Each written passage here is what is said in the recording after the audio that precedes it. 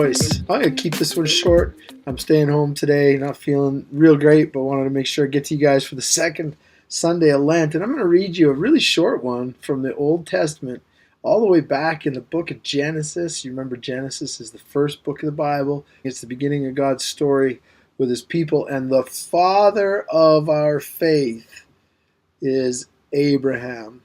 This is the promise that God makes to Abraham if he trusts God with his life. This is a reading from the book of Genesis. Now the Lord said to Abram, "Go from your country and your kindred," that's your family, "and your father's house, to the land that I will show you, and I will make of you a great nation, and I will bless you, and I will make your name great, so that you will be a blessing. I will bless those who bless you, and the ones who curse you I will curse, and you and all the families of the earth shall be blessed." The word of the Lord. Thanks be to God. How, like, this is you hear the risk. You hear the risk that God is asking Abraham to take. He says, Abraham, leave your country. Leave your family. Leave your father's house. And like the father's house, okay, in traditional Jewish families, custom, the father's house was everything. It was your inheritance. It was your blessing. It was your security. It was everything. Okay? And God is saying, leave your father's house, your earthly blessing, and let me be your heavenly father. I'm going to give you heavenly blessing. Okay?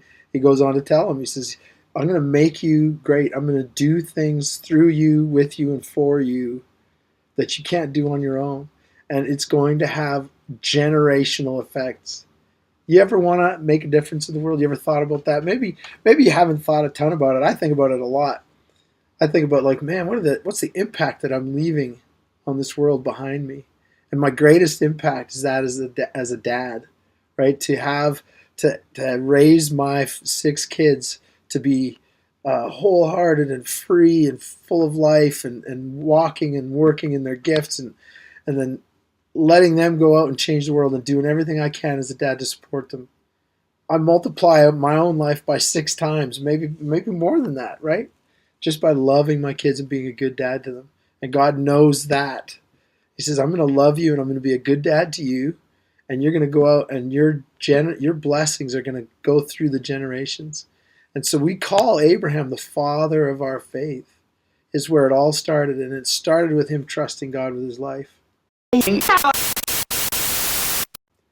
Outside in this week. You ever thought about that? What do you want people to say about you a year down the road, 7 years down the road, 70 years down the road? You know, when we're in our rocking chairs in old age. What do we want our life to have been about? Have you ever thought about that? So this week, is there a part of your life that you can trust God with? Maybe it's something that you're scared to go ahead and do. You know, maybe you're a senior in high school and you're staring at the end of the year. You're like, oh my gosh, there's this one thing that I would know I would love to do, but I'm scared. What if you trusted God with that? What if that fear, that risk that you're feeling like you're taking, what if that's God actually saying, you know what? I've got you. I'm going to be a good dad. I'm going to help you through this. And I want you to do it because it's a plan that I have for you. It could be really amazing. And I know it's hard and I know it's scary. But if you trust me, I'll be with you. And I'm going to bless you. I'm going to help you through it. I want you to think about those things this week. Imagine the places where you could trust God more fully. And step into that. I love you all very much, and we'll see you in the next one.